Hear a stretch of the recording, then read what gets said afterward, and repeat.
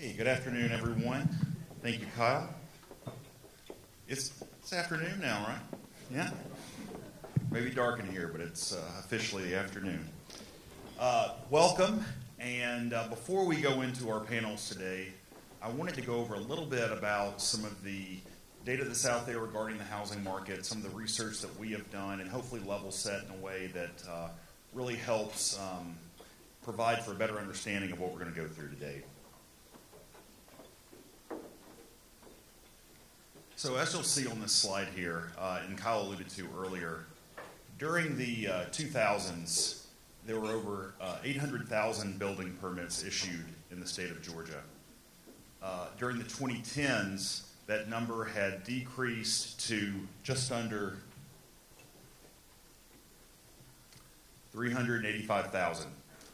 And as you'll see here, that was a decrease of over 50% despite adding over 1 million new residents during that decade.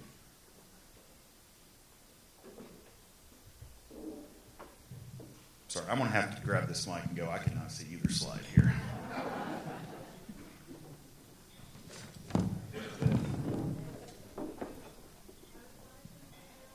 Yes, we'll make the slides available afterwards. Tell you what, I'm going to do this like a rock and roll artist. Get really comfortable here.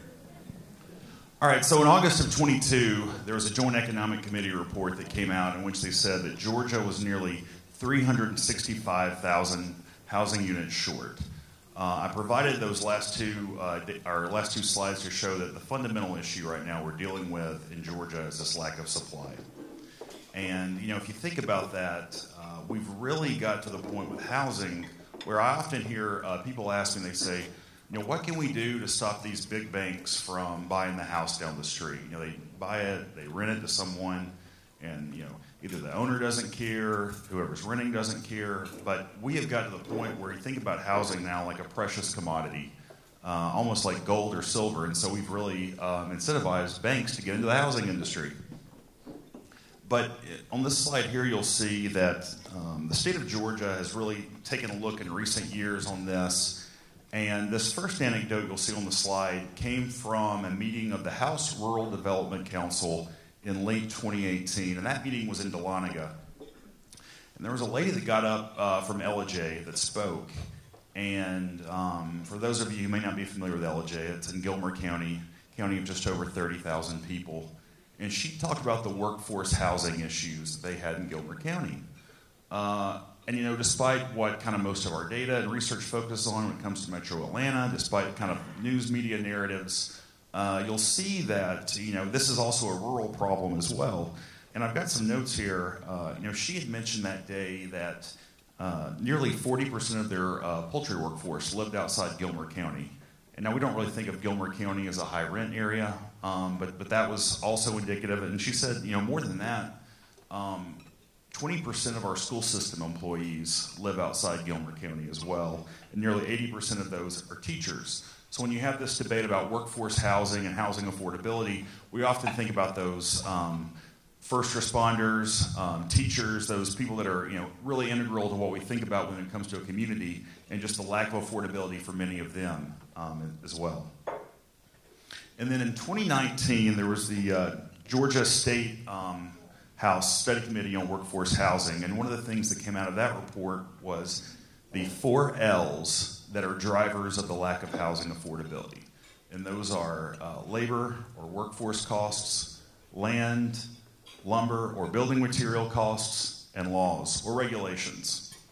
And then, as you'll hear a little bit here on this next panel from Chairman Dale Washburn, he led the Georgia House Study Committee on Regulation, Affordability, and Access to Housing in 2022, and they identified a 5th L, lending.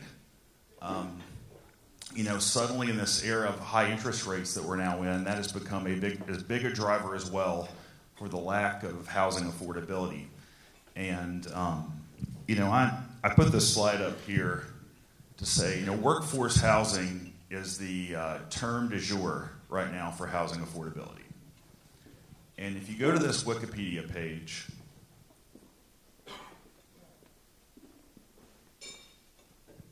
you will not find a single definition for workforce housing. And you'll often hear different things where it's discussed as basing it on the median income in an area, basing it on household income. So that way, you think about it, if household income relates more to like what they can afford when it comes to a mortgage. You'll hear about it as defined on the proximity to major employment centers. You'll hear about it defined based on the housing units that are available per a population. But I put this up here just to show that it's really tough to have consensus solutions when you can't define exactly the problem you're trying to solve. Now, I find this tool very helpful when it comes to thinking about this issue, and I borrowed this from our Tobias Peter, who's the co-director of the AEI Housing Center. He'll speak later today. But AEI uses a tool called the Carpenter Index. And the premise is, can a carpenter afford to live in the home that they build? What they do is they'll take, the average carpenter wages for an area, which corresponds pretty closely to the average income of the city or the metropolitan area.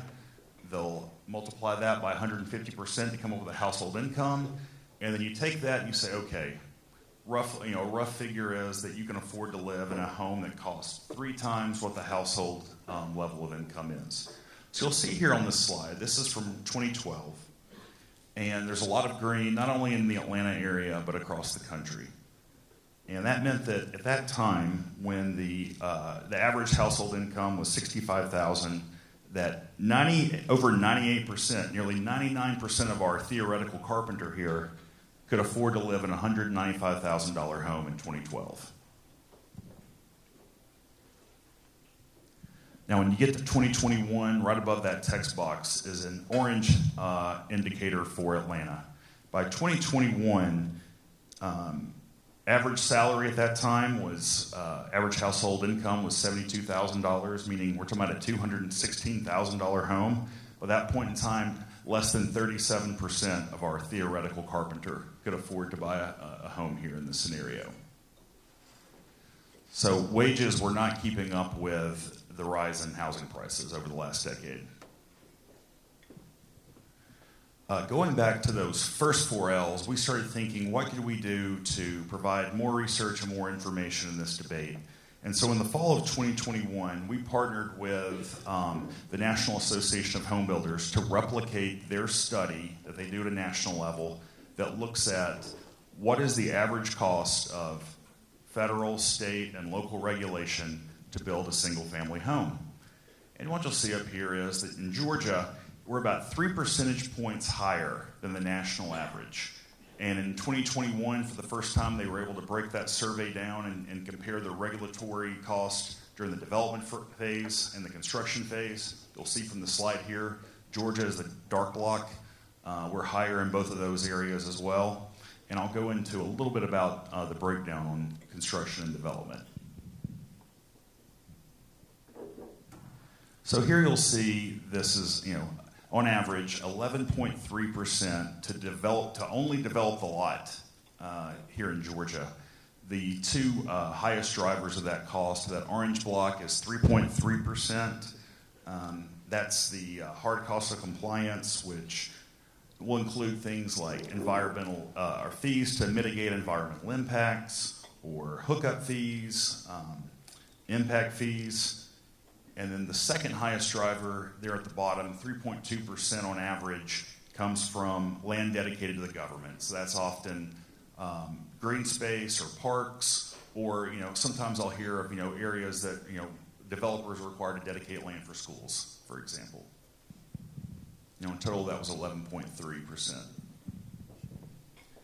Now, during the regulatory breakdown for the construction phase, you'll see here it's 15.6%. And those of you in the room, whether you're an elected official or you're in the industry, you talk to any home builder, the 3 highest drivers of cost you'll hear them talk about, and some may say complain about, are changes to the building codes, architectural design standards, and impact fees.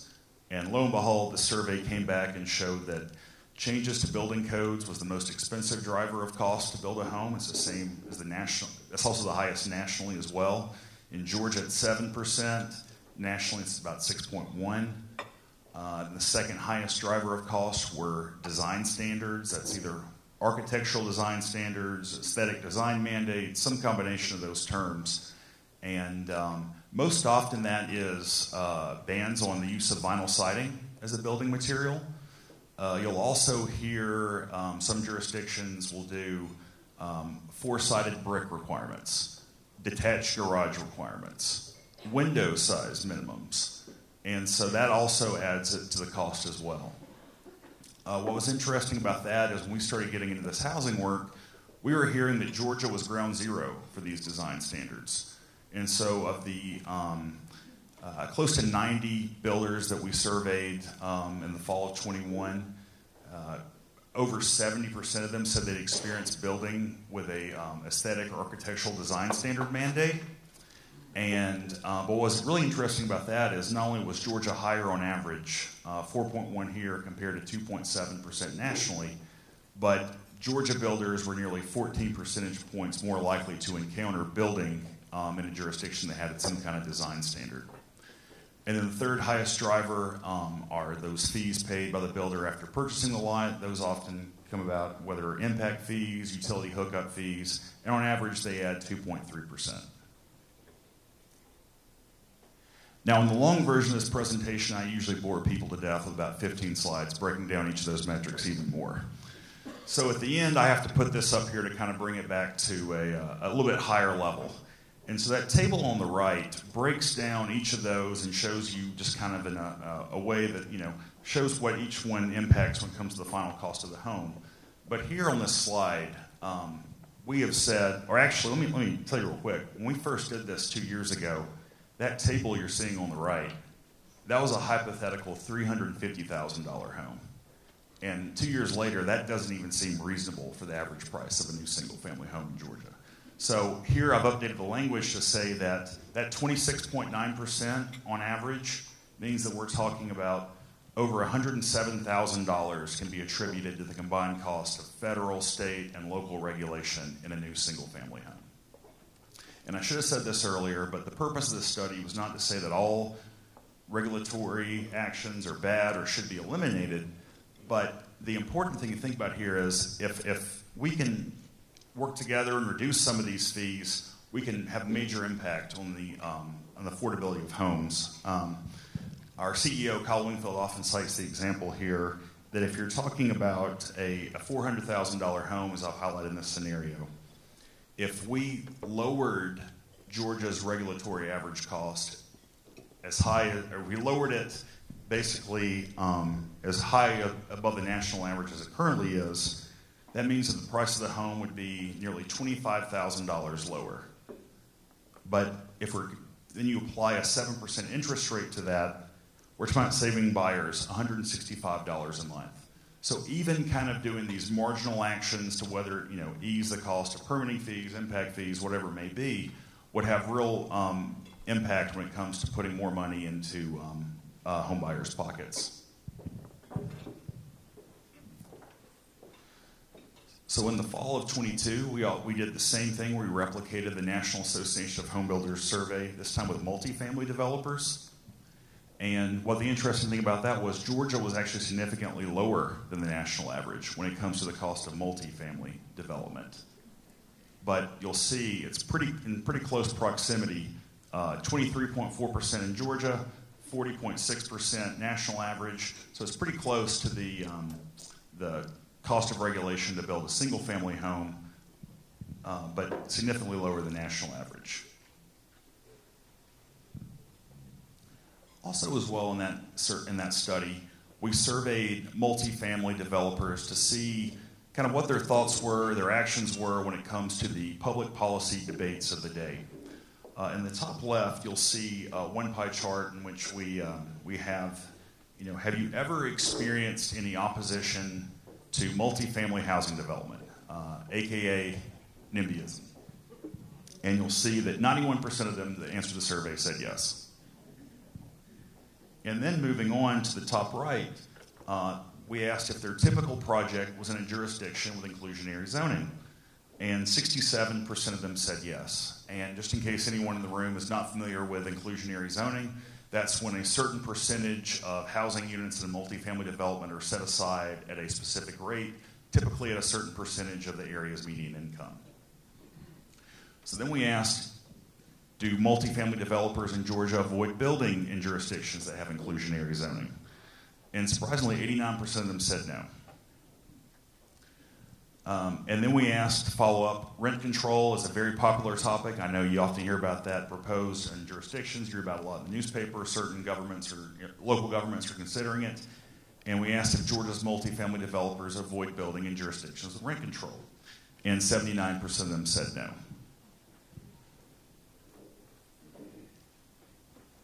We also did some work on development impact fees, which are what local governments charge for single-family housing, multifamily townhomes, multifamily apartments, multifamily condos. And in the state of Georgia, just under 60 jurisdictions are approved to levy impact fees. And the main reason we started off doing this work is there was no central repository for just what these fees are. So there was no way you could compare it to your neighboring jurisdiction. And I started asking around, and I was shocked that we can't even have like one central database at the state level that provided this information. So that's part of what we did. That's the main reason we did this study, and it's since led to additional studies on the efficacy of impact fees, as well as the transparency and the ways that they're being allocated towards these projects they're supposed to go towards. This map up here you'll see on the slide, we did a heat map.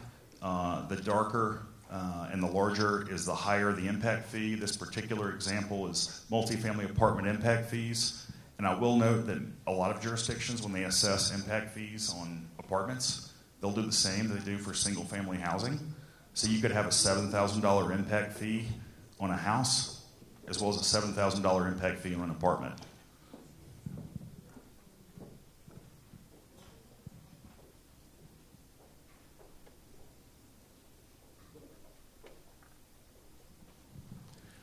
And then most recently, we did a study on lot size minimums and home size minimums across Georgia.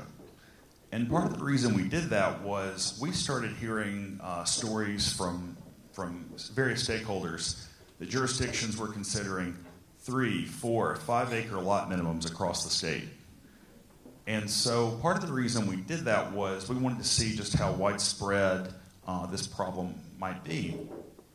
And so here at the top, you'll see the Georgia Department of Public Health has a standard that they recommend. We use that as our benchmark. They recommend a 1 acre lot minimum if you're on septic, and they recommend a half acre lot minimum if you're on public water and sewer. What we found is that 31 counties, 8 cities in metro Atlanta, and 6 county seats across the state had single-family residential districts with minimum lot requirements above the DPH standard. Now, these are specific zones, so it may not be an entire city, it may not be an entire county, but had significant swaths of land that had these minimums above the standard. The highest we found was a 5 acre lot minimum. And then as well, you'll see here that 50 counties, 60 metro Atlanta cities, and 87 county seats had their highest minimum lot requirement was below the DPH standard. Once we dug in and checked out the numbers, the problem wasn't quite as widespread and significant as I think we initially thought when we jumped in. And then as well, we looked at home size minimums across the state. And here at the top of the slide, I have where it says that there's no industry consensus. We don't have a DPH standard, if you will, to fall back on. The state of Georgia uses the International Residential Code for building standards. The state adopts it, but local governments have a lot of latitude when it comes to their implementation of that.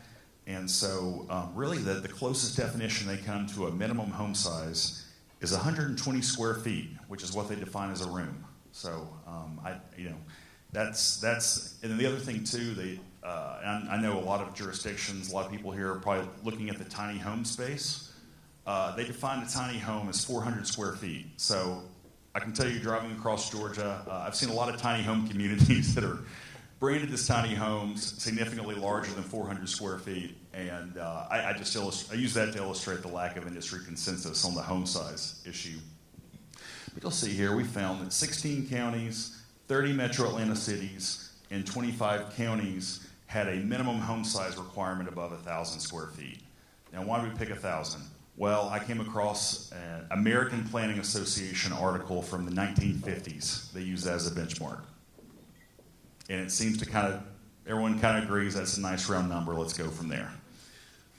So, and then here on the ones that actually have the minimum home requirements below that threshold, we found 8 counties, 3 cities in metro Atlanta, and 6 county seats that actually had single-family zoning requirements below the minimum home size requirement of 1,000 square feet.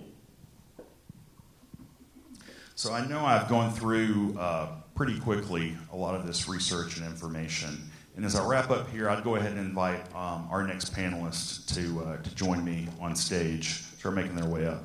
I've provided our link here to, in case you'd like to check out any of those reports I've gone over at a very high level, a very quick level today. And at the bottom as well, you'll see a QR code. That QR code is for the full program that we have today. It's on each slide. We have full bios, presenter headshots in there, full day's agenda, and so it'll be available on each slide.